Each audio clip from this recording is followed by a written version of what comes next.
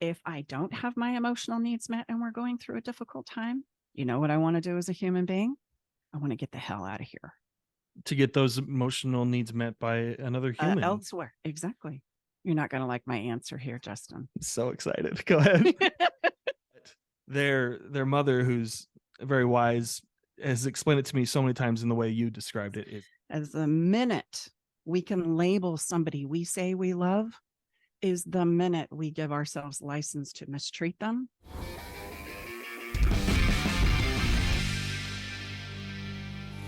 Today, I am joined by my friend and author of Feeling Like Your Marriage is Dead, a divorce mediator's guide to ensuring a lifetime of love, Staci Bartley. Staci, how are you today? Hey, it is such a pleasure here. Justin, you are one of my favorite people, and I'm just Oh, cheering bless you you. on with your podcast, Unlimited. What a great topic, what a great deep dive. And so you are definitely an example of that, right? Oh, So you just kind of keep growing and learning. And so oh, you're a great example and the perfect person, in my humble opinion, to be doing this. So oh, well, that's super kind of you. Thank you. I really appreciate that. And I appreciate how your social media videos have brought balance, much needed balance to TikTok and Instagram, because I swear, before I found your videos last, I think December, every other video I would see is like, your partner's a narcissist because your partner's gaslighting because they're a narcissist. And it's so silly because those videos aren't helping anyone but the content creator, right? Your right. videos are common sense approaches to, it's not just marriage advice. And your book isn't just, the subheading is a divorce mediator's guide to ensuring a lifetime of love. I mean, that's really what your videos are about. It's not necessarily for couples who are in crisis Right. or strained relationships. It's to, one, get out of those situations if you're in it, but also like prevent those things from happening. Am I right? Absolutely. Well, and the lifetime of love is a really important piece that I just want to throw out there. I mean, that's the goal for all of us, right? And the most tragic thing that I see is that we are not good at love. We're not good at relationships. We have a couple of rumbles, right? Where Right. things blow up and go to hell in a handbasket. And then we make up some terrible things about ourselves and about whatever gender we were in love with, right? Sure. And then that seems to be what we stack on without realizing, okay, look, we're all going to get better at love as we go. We don't Right. want to stop loving because that's more painful than protecting yourself from Right. loving. And so this lifetime of love idea is that regardless of how it goes, that we learn from it, we grow from it, and we find the ability to jump in and go again. And so I want humans from all walks of life to have a lifetime of love, whether it's with the one person, the same person, or it's multiple persons. It does not matter. It's the idea of cutting yourself out of that stream to love, to show up, to have somebody to share a nice bed with and a conversation and a handhold. And again, as much as we think it's going to protect us to cut ourselves off from that and say, I'm done with all men or all women, or I'm never doing this again, they all suck. It's like, no. We've got to learn from this and go again. You want a lifetime of love. And I want to teach you some principles and some skills to maybe help you on that journey. And that's really the heart of my work. Right. And a side note that keeps coming up in my mind is the children are watching. The children are watching. They're always watching, but they're taking note, Oh, and it's both good and bad, right? well, and here's the thing. I know parents really try and protect their kids from some of the challenges that we face in adulthood. And yet who's teaching the children that it's okay to have a mess? Messes are going to happen. They're inevitable. But here's how you get through those messes, because I guarantee you your children are going to have a broken heart. They're going to be disappointed. They're going to feel rejection. They're going to think they've met the love of their life, and then that's going to blow up.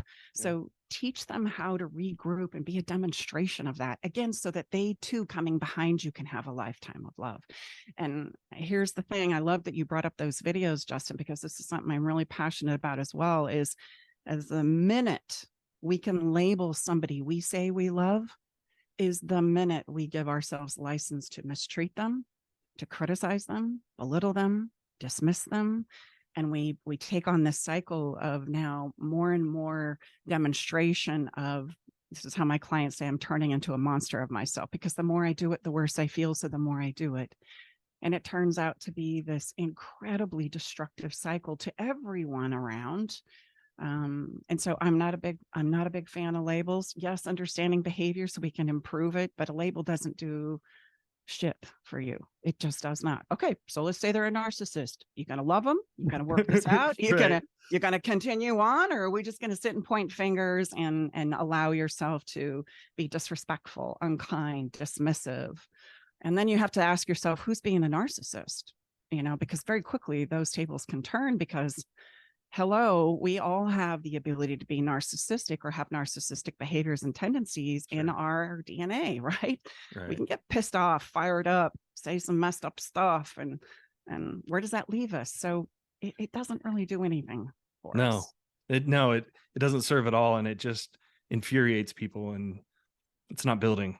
Well, and it's funny too, because people go through a lot of school to be qualified to diagnose people with certain things like narcissism, personality disorder, whatever. So it's just silly that people are making TikTok videos and diagnosing people with that. But those videos are shareable, which is cool. But well, and I love what you said. They're really great marketing hooks, because it's a very trendy thing to talk about right now, and everybody's trying to get to the bottom of narcissism. And yes, might you have a partner that's acting up and having some narcissistic tendencies? Okay, great. Do we want to understand that? Do we want to understand the behavior and the emotion that's driving it? Maybe that would be a better course of action than just labeling them as this thing and then thinking we've solved something, right? We've handled it. Right. The heck you have. You haven't handled anything. Yeah. Right. Yeah. In some ways, we almost complicate it, right? Right. Right. Yeah. So how did you go from being a divorce mediator to relationship coach? And I can see where there is overlap there, but how did that happen? Actually, my journey started long before I became a divorce mediator. It started way back in 1996, and I was trying to figure my own shit show out. Excuse my French, but it's all good. It's the internet. We're fine. So I stepped into hypnotherapy. That's where my journey began as a therapist. And quite frankly, I started a private practice very early on and said, this isn't for me. I can't do this. This is, I was taking my work home, the classic. And so then I stepped out of it, actually, and I went to nursing school for a while, and then I studied digestive health and got really interested in the body, only to find myself in my little wellness practice in the back of the room having conversations about relationships again, and using some of my old, things that I had learned in my toolbox. And it wasn't until actually I came to California in 2010 that I had the opportunity to work with a wonderful mentor who taught me how to be a divorce mediator. Right. I decided I wanted to step back into this relationship world, and I wanted that idea of divorce because I had been successful in creating it for myself and my youngest son at the time, Xavier. What I call a loving release. And I thought we got to do a better job because, relationships, they get to a point where they're no longer working, and then we wait for that default option, and then they blow up, and then we have a huge mess. And so I thought, maybe that's my angle. I'll step into being a divorce mediator, and I can take everything I've learned and I can start applying it here, because that's really where my heart is. Right. And so I was grateful and lucky enough to find somebody who would mentor me and teach me through that process and oversee my work.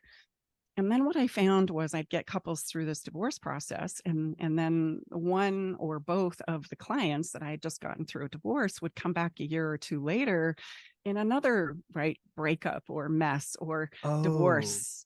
Right. And that's where exactly the look on your face, I went, whoa, okay, wait a minute. What's missing here are skills, practice. We learn as we go, the mentorship and the support in order to get better with every round, not repeat the same pattern again and again and again. Right. And so I started working with those clients. And in the meantime, Tom and I, my husband and I, had come together, and I had my own commitment issues that I was trying to work through. And we were in the throes of what are we going to do? Are we going to co-create this life together? Are we going to get married? And I was so anti-marriage back then, Justin, after all I had been through, I was like, no, here I am, a divorce mediator going, don't get married, just live together, Sure. work a few things out. Sure. Yeah. And so it was in the heat of my own life with Tom where this conversation was like, what are we doing? Are we going to build a life together? Are we going to commingle, or is this as far as we're coming?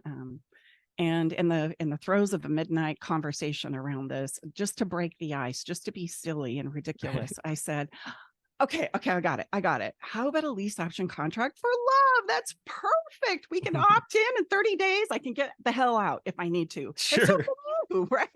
Sure. And that was the emotion and the tenuous situation that I was in emotionally at the time. And it was actually Tom's genius. He laughed for a minute with me and he goes, all right, put your money where your mouth is, write it up. You're the divorce mediator. You're the Right. relationship person. You're the therapist. Figure it out. Create me Right. one. Let's go. And so he really held my feet to the fire. And Sure. so that's how the lease option contract for love was born. And I started using that in my divorce mediation practice to just help couples get complete and to make sure that they wanted to be complete. Oh, yes. Right. That there's a completion piece there where we need to know to truly let go that we've given it all we got. Right. Otherwise, I can't let go. I have a really difficult time and I get stuck in what I call that land of maybe. I got one foot in, Right. one foot out. Right. It's hard And to live that way. oh, it's hell on earth. Let's just Yeah. be honest. If you Yeah. can't get all in or get all out, it's just a very, very difficult emotional place to live on everybody's part. And so Right. that's where actually the lease option contract and the work, we used to call it Lease on Love, and then we changed it to Staci Bartley, was born. And so I said, okay, that's what I'm going to do. I'm going to teach people how to get better at relationships because we need to, because it's important. Because like you saw in your divorce mediation practice, these people didn't learn the lesson in their first relationship or their second or their third, and so it's just a repeating cycle. Man. Yeah. Yeah. Well, So and the conversations that they make up about themselves. I mean, that's the tragedy that I was saying. Like I'd said, a few minutes ago, we make up these terrible narratives about who I am, Mhm. about love and relationships to get all together, and about the person that I was in love with, whatever that gender might be. Sure. I make up some terrible stories that just simply aren't true. Right. And I want to unwind those and I want to understand what my part was, what their part was, so that I can get better at this thing called love, right? Like what a concept. And as I love to say, where do you go to study relationships? I mean, do you even put as much time and effort into learning about relationships as you do learning how to drive a car or bake a casserole? Right. Or Right. changing the oil or, Right. I mean, all the myriad of other things that we learn and study. And the answer is no. We don't have a place to go and get better at love. That's the problem. And that's what I saw ultimately in my divorce mediation practice is where do I send these people to get better at relationships? Right. There wasn't one. And that's where I stepped in. Yeah. Yes. Well, and we're so glad you did. As a relationship coach, when people come to you, are there any reoccurring themes that you see time and time again with couples? I mean, obviously, probably most of them are in some form of crisis, but are there key components that you're starting to see on repeat or have seen on repeat with couples that come to you? 100%. Most of it has to do with a little thing I call emotional weightlifting, which is really the ability for me to understand and regulate my emotions first, to be able to translate my own thoughts, feelings, and emotions into a language that first I can understand without just taking it out on my person. Right. That is at the heart of what we say. We just don't talk and communicate anymore. Yeah. It's not really a communication problem so much as it is an emotional regulation problem. Because I could give you all the wonderful communication frameworks in the world, and I have them, right? But Right. when you get emotionally pressed, they're going to get tossed right in the trash can, and you're going to do that reaction emotionally that you've probably been doing for a really long time. Yes. Until I can learn to practice something different. And that's why I call it emotional weightlifting, because it's not easy per se, but it's worth it. And it is a strength and a capacity that we have to understand and develop with inside of ourselves, or we really can't make a lot of progress in this very emotional experience called love.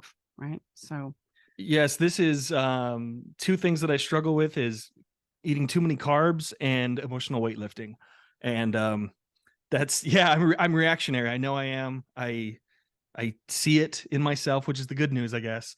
But Man, if I had a dollar for every time I started speaking before I listened, let it settle in, and act appropriately. It is. Well, and we're not learning how to emotionally regulate unless the only thing we do know is to withhold or to explode. Mm, Those are usually the two outlets of teaching and training that we've been given from our families of origin and the society and world in which we live in, right? right. So we either fall in one camp or the other. So I might be somebody who withholds to avoid conflict, right? Yes. Or I might be somebody who goes, I'm never going to let somebody put me in a corner again. Ah. Yeah. Yeah. And that's about what we've got as far as the skill goes. And until we have somebody that can teach us the practice and the skills behind it and help us understand why that's important, then just as we would develop muscle in our body, we have to begin where we are, and it's going to take time and practice. Heck, I'm still practicing. We never get this all done, right? I Sure. mean, just in a conversation with some family members yesterday, and I go Right. Right. and then you have to reset. It's not even so much about not doing that, it's about knowing how to come back around and clean it up and create a do-over and go again. Like those are skills that very few of us know unless we get to a place where you'll come and study those principles. So that's a hard thing, is cleaning up the mess and coming back and saying sorry and forgiving yourself and hoping that everyone else can forgive you as well. My kids decided to do fancy, what do they call it? Fancy dinner Sundays. So every Sunday for the past month or so, we dress up and we go out for dinner, the whole family, their mom, me, everyone. It's so fun. And the smallest thing happened last night, and I didn't react well. It is what it is. And I apologized. I didn't yell, I didn't swear or anything like that. I was just frustrated about something. And I left thinking, man, like, I really messed that up, you know? It's so hard to come back from that, clean up the mess, apologize, but it's one of those things. You mentioned how we tell ourselves stories. It's painful and difficult to, one, avoid those scenarios. We're all going to get upset, I guess, but you can't avoid them, and that's the thing. That's the old narrative, is that they have to be avoided.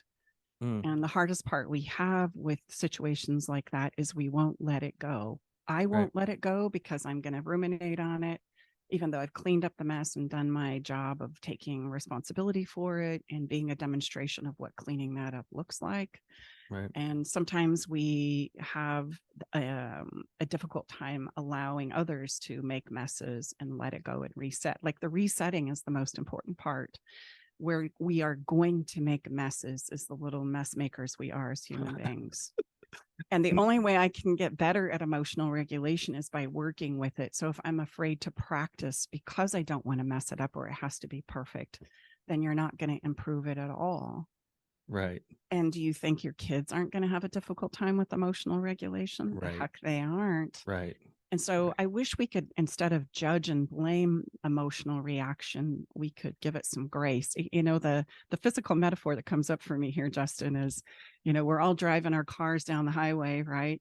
And Right. we all know what it's like as a human being to like get distracted or have something big that we're ruminating Oh yeah. on, right?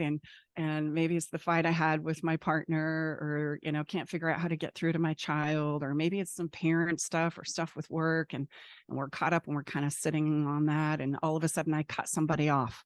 I just didn't see him, I wasn't paying attention, Right. and then of course they honk and give you the one finger salute and, oh Right. gosh, sorry, oh geez. And it's amazing to me how we can become so indignant at such a common experience we're all going to have. Like, it's only a matter Yeah. of time before somebody's going to cut you off or you're going to cut somebody off. And could we show everybody a little grace because we understand what that situation feels like? And I feel like, emotional regulation is like that. Like, look, we're all losing it from time to time. We all make a mess, Right. right? And our ability to get better at it is to be able to see it. So kudos to you for seeing it. Kudos for you for as quickly and efficiently as you can cleaning it up so that we can get back to the good stuff. Right. And kudos for you for being a demonstration of what that looks like. And if we know we're going to do it and we know the people we love are going to do it, could we maybe just bring a little grace to the experience? Mm, Right? yeah. Could we maybe just go, yeah, I know it sucks to be there and it sucks to be a part of it, but Mm, hey, we can't avoid it. Let's work with it so we can get better at it. And what you'll find is that we're going to make a mess. You just get back to the good stuff quicker, right? sure. It's an effective, efficient process that we know exactly how to get through. And so why are we going to waste any more time hanging out here in this Right. emotional place nobody wants to be? Let's just get through it so we can move on, and then we'll practice again, right? We know there's going to be many, many, many, many opportunities. There's never a Sure. shortage of Sure. those. Yeah. Indeed. Unfortunately, but yeah. Yeah. That's just how it is, right? Yeah, just like I can get more mindful in my driving, I can pay attention, I can do all the things that I know to do, and yet there's going to be that one moment where I get distracted and I'm not looking and I'm somewhere else, and I'm going to cut somebody off, Right. and they're going to do the same to me. And I just think we need to slow down, and we need to have some grace for ourselves and each other in that space. Totally. So I agree. And thankfully I'm surrounded by people who have been very gracious to me. So that's awesome. Mhm. I'm appreciative of that. The So difficulty, though, Justin, is letting it go. yeah, no, that is the hardest part. That is the hardest part. That is the hardest part. Yeah. I mean, side note, are you familiar with like ayahuasca or plant medicine at all? Yeah, in fact, I've done it. Oh, okay. Well, I just interviewed the shaman from the ayahuasca retreat I went to last summer. Cool. It was a blast, and a lot of the, you know, things we hold on to come out during those plant medicine things, and I was just reminded of that, cuz yeah, it is hard to let those things go. There's other ways than plant medicine obviously to let those things go, but yeah, that was just fresh on my mind cuz we had a chat. Well, and I love what you said. I mean, how do we let those things go? We've got to express them. We've got to have a Yeah. safe place to kind of work through them, because they're going to continue to come up until I have an understanding of them, what my part is and what other people's parts are. Right. And I can't let it go until I get to that place of understanding, right? So that I know how to move on in a better way. Right. And that's going to have to be through the lens of expression, whether that's through plant medicine or talk therapy or CPT or EMDR or the myriad of, modalities that we have. That's the important piece. I have a tree on a trail that I walk daily with my dog, Jicky, and that tree and I are best friends because I stop every day and just download on it, and I Oh. feel so much better, right? It's like now I can get some clarity about, okay, I think I've worked a few things out. I've expressed and said what I needed to say, and it just lovingly takes all of my Aw. stuff, right? It just Yeah. it's a wonderful thing. And so we can do that through art and music and a nice little tree if that's your thing. I can beat a Sure. pillow, I can work out, these are many of the things that we need in order to just find a sense of expressing what it is that we're feeling and what's going on. And it's okay to feel it, that Right. space of just permission to be okay with where you are and begin where you are, and then we'll go from there. It's the human experience for sure. And the children are always watching. And They're the always children watching, are always watching. taking notes. Can I just say something about parenting for a minute, if Oh, I go for it. may? Yeah, I know please. this is kind of like a bit of a turn, but No. as parents, especially young parents right now, there's this idea that we're going to be able to be perfect at parenting, and there is no such thing. In fact, I want you to think of the challenges that we are striving to overcome, or the things that we didn't like in childhood growing up as an adult, are the very things that give us purpose and drive and direction to change it for our children. So without that emotional driver, Yeah. you wouldn't have no direction or emotional gas in the tank to do anything. And so, to some degree, we are all going to have stuff from our childhood that we are going to want to overcome, change, do differently. And those things are going to help us become who it is we have the capacity to be. Not much is going to happen if we don't have some bullshit to figure out in adulthood. I guess that's a better way to say it, right? And so we are all Uh, going to have some childhood stuff, even if you were a great parent with the best intentions, sure. knocking it out of the park. we drive ourselves to these places where we think it's going to create perfect children without realizing how human behavior works. No, it's going to make everybody neurotic Right. and you're not going to be able to enjoy the moments, right, of joy that you do have, because you're going to be concerned you're doing it wrong, or you're not doing it enough, or you're not doing it to perfection. Right. And bless your generation's heart, you have a whole host of check boxes that you got to get right, and things you got to make sure get in there. And Sure. the thing I just want to say is, just remember, the children just want their parents, and they want their parents to understand them and be there for them. And they want their parents to teach them along the way about lessons they've learned so that they can pass them down to their kids. And that's pretty much it, right? The Yeah. rest of it can be a component of all types of things. Sure. And they're gonna have some bumps. There's no way to get through the process of growing up without falling down, skinning knees, and making a mess and a disaster. And that's true for both parents and kids, physically and emotionally, right? Yeah. And if I may just stack on that one more thing, and Please, then we can please. change direction. No, please. I always think of a client actually who taught me this very important lesson, because like all parents, we want to do the very best we can. And Right.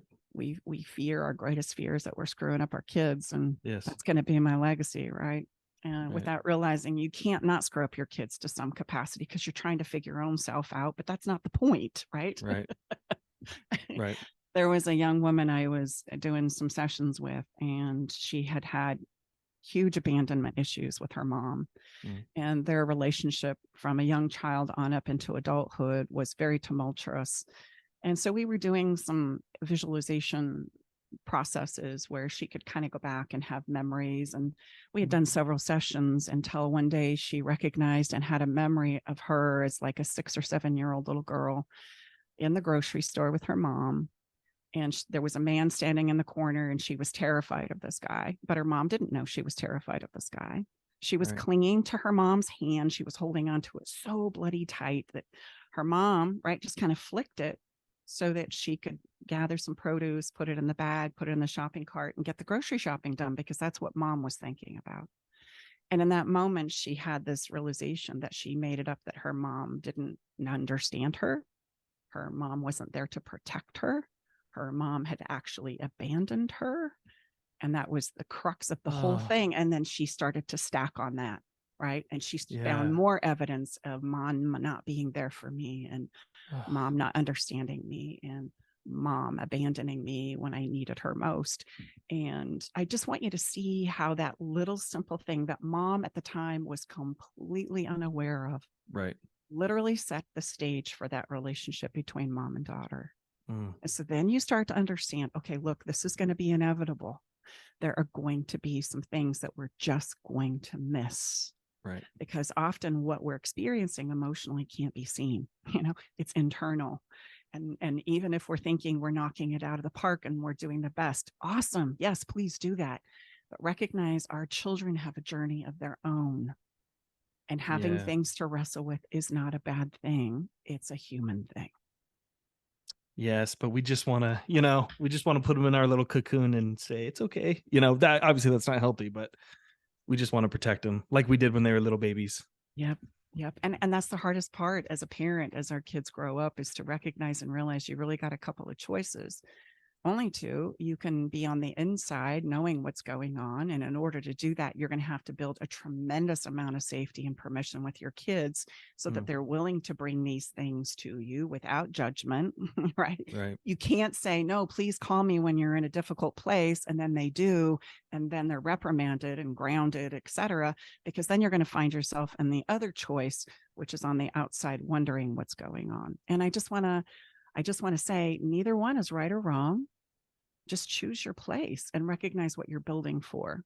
Because being on the inside, knowing what's going on isn't all that much of a picnic either, right? My kids, Right. I'm always going, okay, don't tell me that. I don't need to know that. Please, let's just move on. Sure. If you've worked it out, yay. Yeah. Okay. I don't need to know. But those conversations will continue, parent-child, for the rest of our lives. We think that it ends when they are 18. No, actually, I've had some wonderful conversations with my 6 adult children about life and about what they experienced growing up. And it's the ability to have those conversations that helps us understand and heal for the rest of our lives. Right. And you're going to have a lot of surprises like, wow, I had no idea you were thinking about that. Right. Going back to our story, I had no idea that in that grocery store that day, you felt that way. I'm so sorry. Had I known, I would have totally been there for you. Those are important conversations to have at any point in time in the journey. Well, I appreciate you saying that. Our oldest two kids will sit us down, and they're young, but they'll sit us down, and well, I would describe it as unleash and unload, but their mother, who's very wise, has explained it to me so many times in the way you described it. Is no, this is good.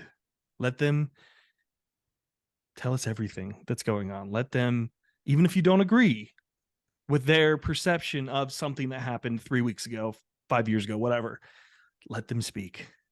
Because if they don't speak to us, who are they going to talk to? Yeah. So Do you want to be the person that they come to for guidance and mentorship? Right.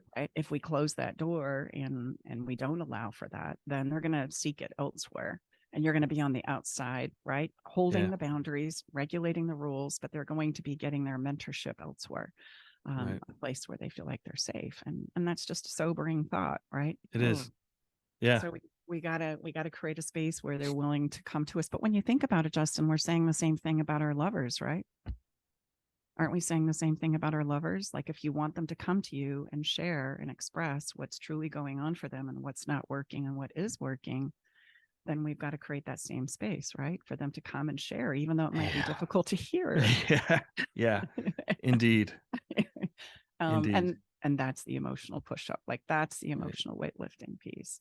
When we get defensive and we go down that line of manipulation, we shut the conversation down. And what have we accomplished? Nothing positive, right? No, nothing positive. We can't understand it. We can't figure it out. We can't find a workaround. We can't find a compromise. We can't even find understanding because we're not willing to have it. Right. So it really does make us stuck emotionally. It gets us stuck in the past. And then we start to stack on that. And that's how we continuously go back to the past and this moment and this one day. And remember that one day. Right. It just ensures that tomorrow is going to feel a lot like that. Right. Because we're behaving like it is. Yeah. Well, speaking of childhood trauma and kids going through things, I was talking to someone the other day about relationships and stuff. And he said in childhood, and he said that he had never heard his parents argue or even have a disagreement. And I thought, what a terrible childhood, and how boring are your parents? Like, there's no polarity. Like, you don't want, there's a healthy way to disagree with your partner, and there's an unhealthy way. And you don't want to shout and scream at your partner and call them names in front of your kids or anything like that.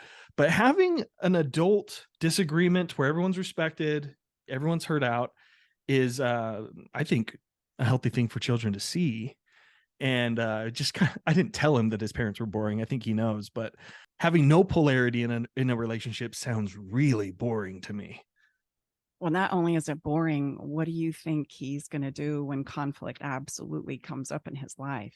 Yeah. He's going to have zero idea of how to handle that. So what do you think he's going to do? He's probably going to panic. Yeah. And then think about where that places him. He is highly manipulatable at that point in time. People can spin him in all types of directions and get him to buy in to all kinds of things, especially if they have a heavy voice, right? Somebody who comes in forceful and he doesn't know how to, hold the line and say what he's got to say and advocate and deal with difficulty. He's going to completely shut down because this is a completely foreign world for him. And so what have we done? How have we helped this child be successful in society? Right.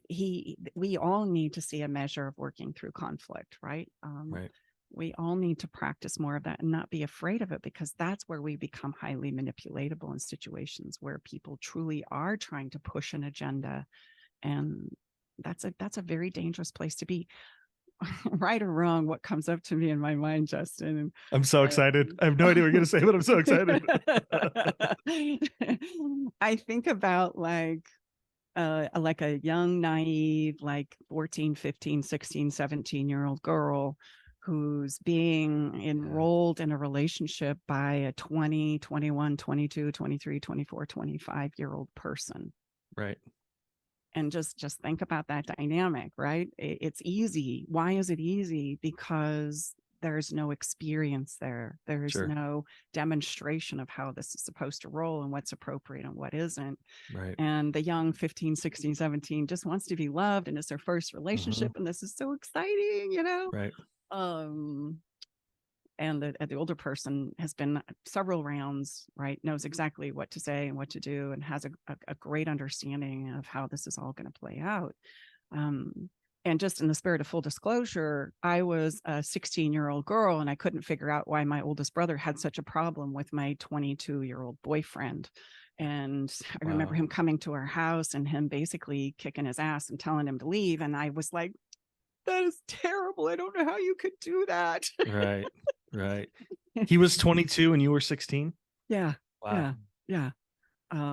And my oldest brother sent him hopping. I mean, maybe he could have done it in a better way, aside from, telling him to get the heck off the property, and got Could a have been little worse busy. too. Could have been Could worse. have been worse. Could have killed the guy or something. Like, I don't know. Yeah, you're right. I mean, I guess he could have. Anyway, I'm a glass half full kind of guy. Yeah, me too. I think it's better. Give him my options. You might as well be. The other one is really kind of. Sure. Oh, that's so funny. That is. And Well, so we set our kids up like that if we protect them from, and we think we're doing these really kind things for them, right? Right. But we're really not. We're not teaching them about some very important things that they're absolutely going to run into at the end of the day. And we want them to be able to know how to navigate that, It's healthy to have a nice, hearty debate around the table and let everybody buy in and feel what it's like to, get worked up about something a little bit, as long as there's some context around it, right? Sure. Yeah, absolutely. Side note, speaking of highly manipulatable, I can't tell you how many times, well, actually twice. I can tell you how many times twice.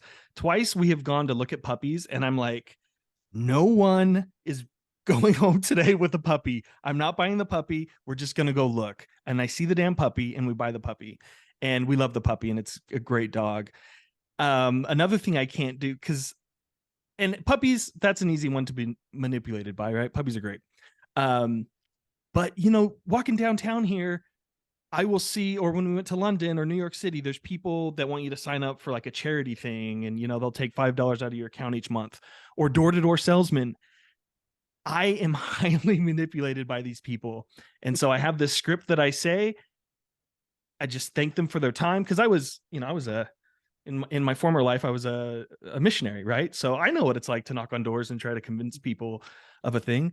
So I try to show everyone grace who's in that role, but I am easily manipulated by, if it's solar sales, pest control, or the charity people. I have to be careful. Yeah, I can see that, because you've got an emotional experience about what it's like to be on the other side of that, right? Right. And right. if I had to guess, I don't want to put words in your mouth, but if I had to guess, there were probably some pretty low moments where, right, you went home and cried yourself to sleep, maybe. Oh, sure. Thought, Yeah. what the heck am I doing here? I mean, yeah.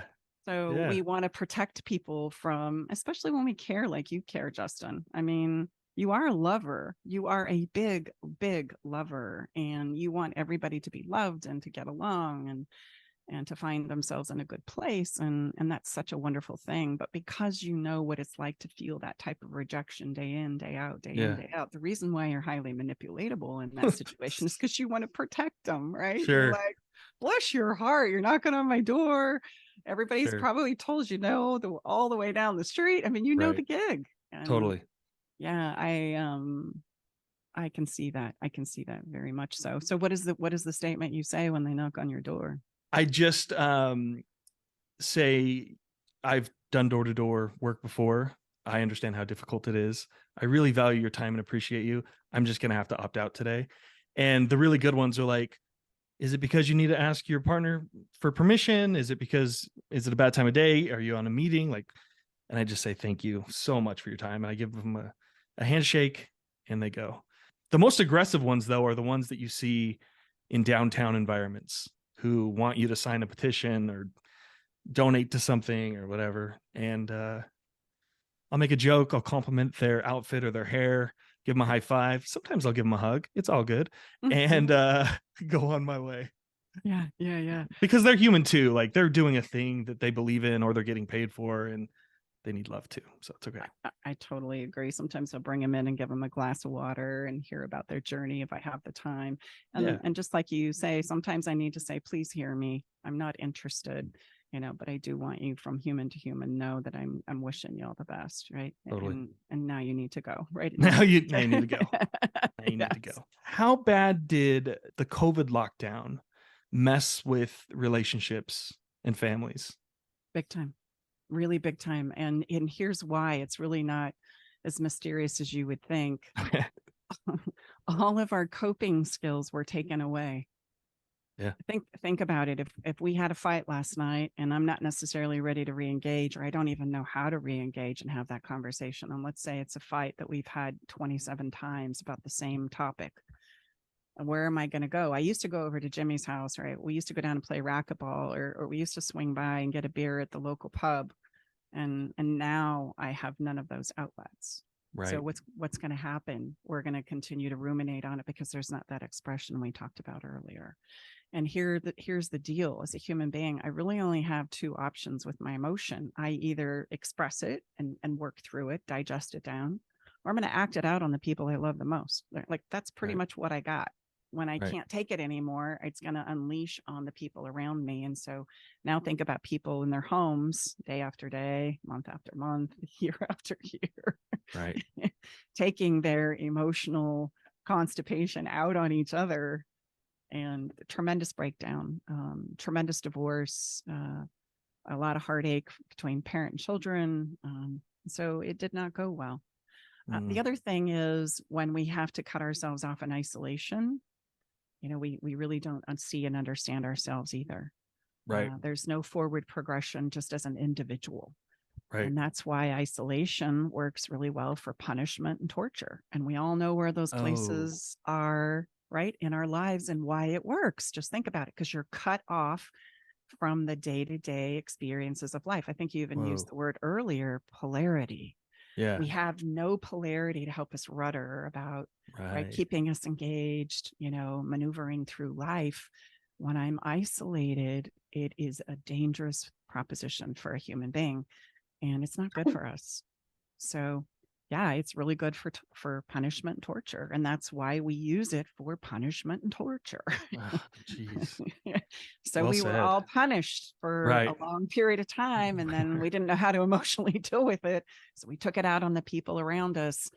And of course, the results of such have been really difficult to overcome. And so now we're all dealing with the trauma of that. And can I just say, trauma, it's almost like we need to bring out the keyboard and go dun dun dun. That's another TikTok word. Yeah. Right. Yeah. Like, oh, if you've experienced trauma, you are so hosed.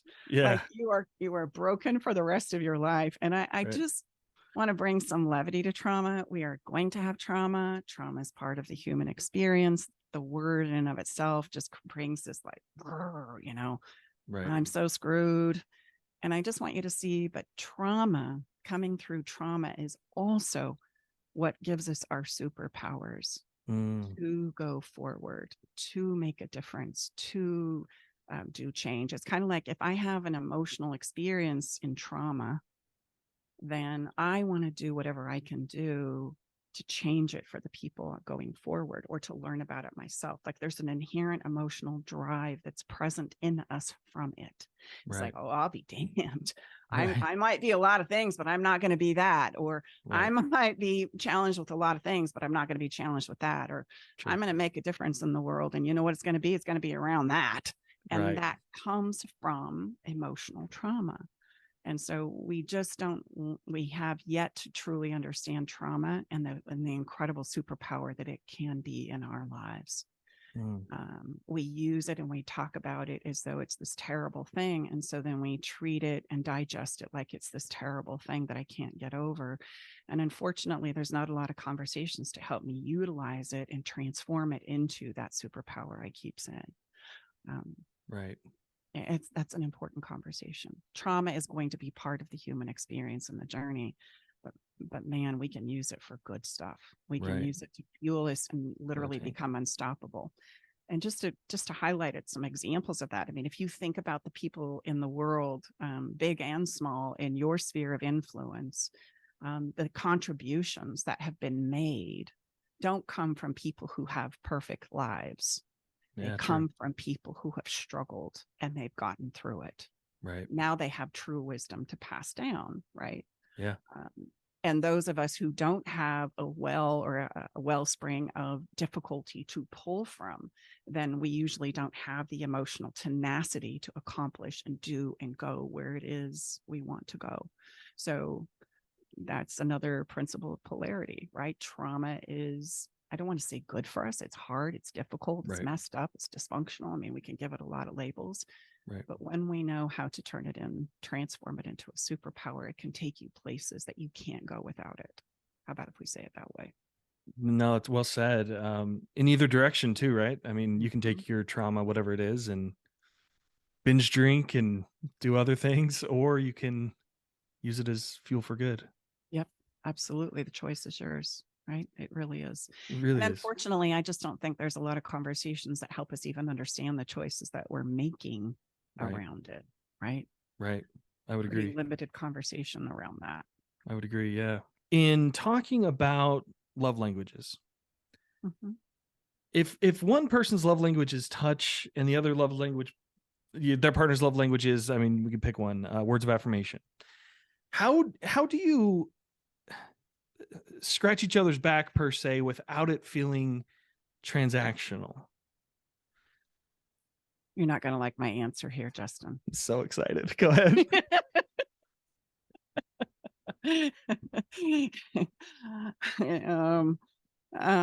Okay. Love languages.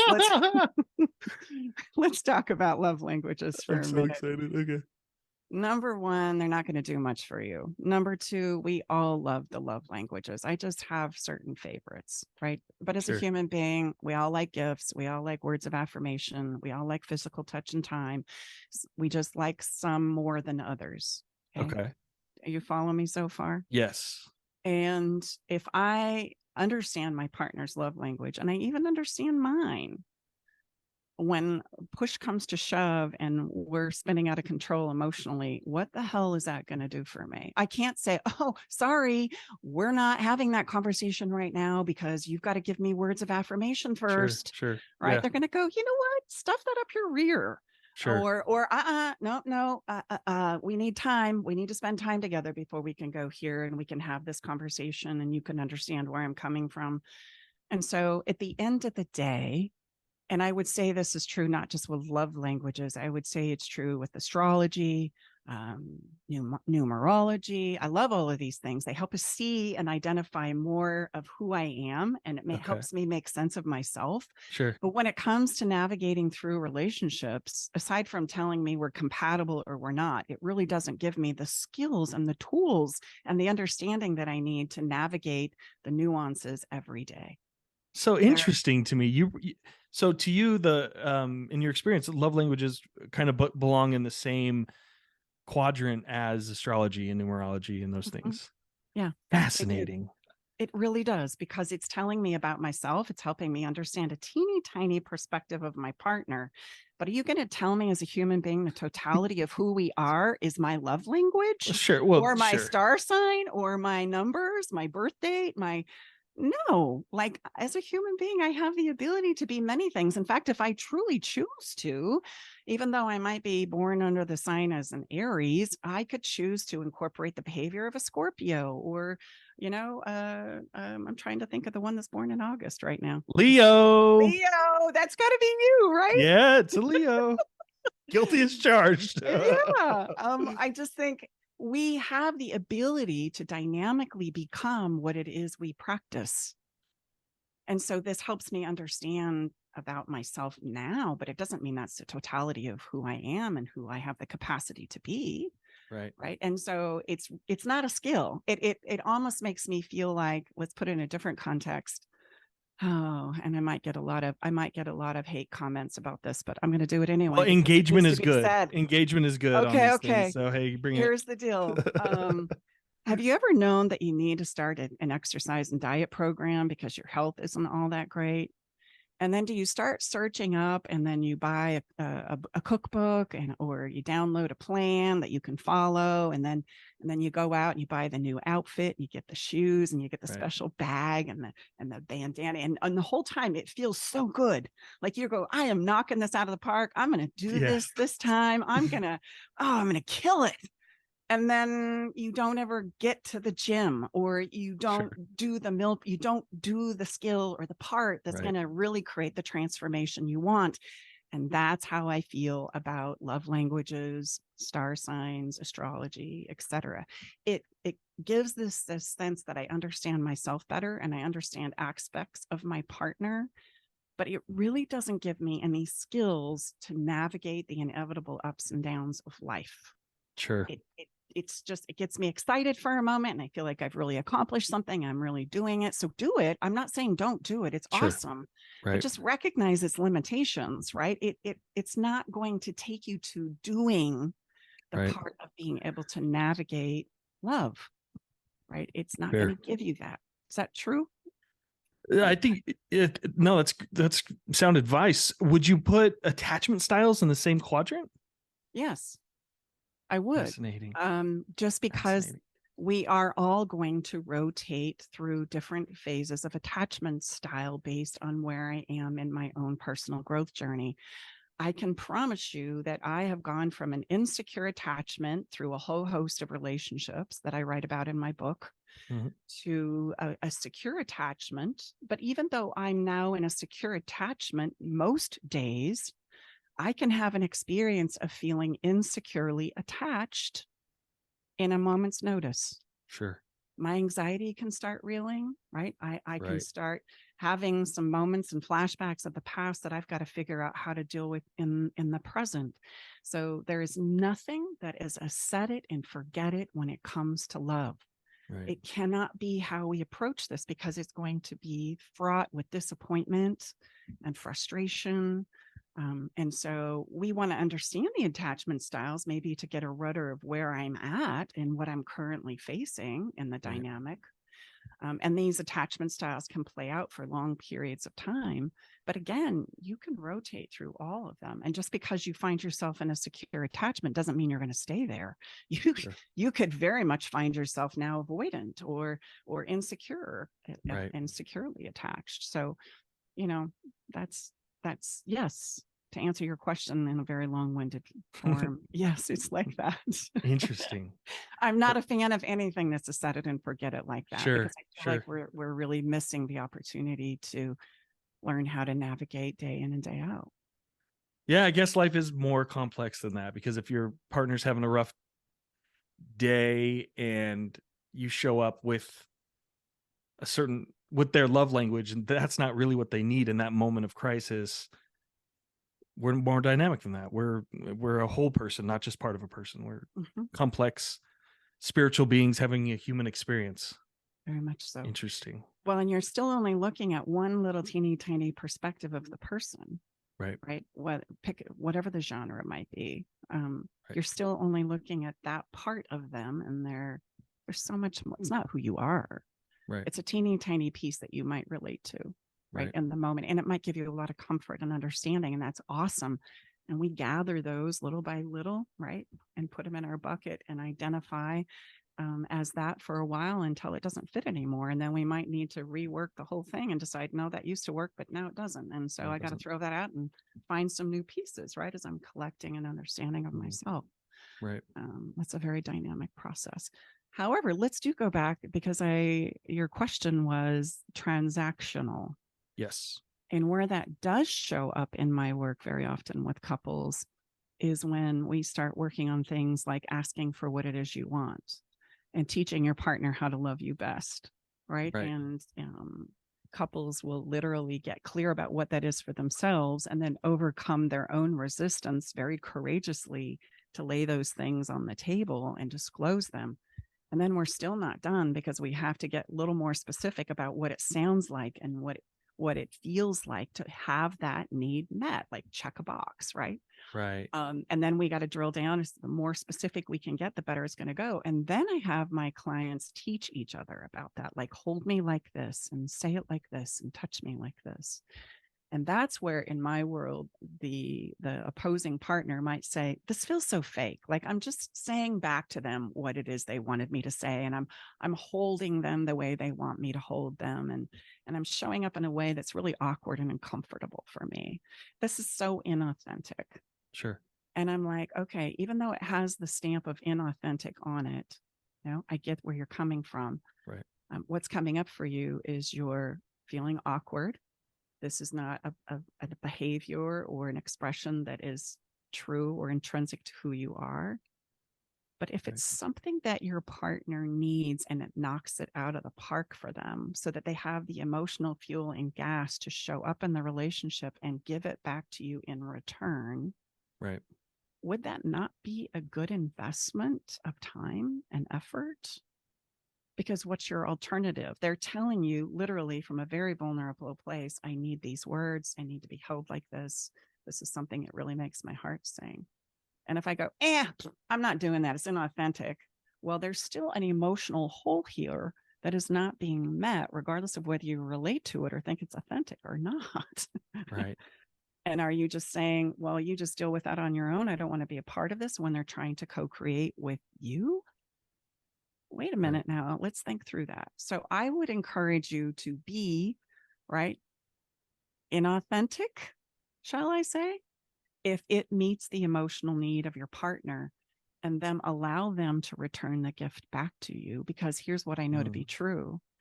If everybody's emotional needs are met or there is a strong attempt to meet them, we were going to want to stay in this relationship, even though we might be going through a heck of a difficult time. If I don't have my emotional needs met and we're going through a difficult time, you know what I want to do as a human being? I want to get the hell out of here.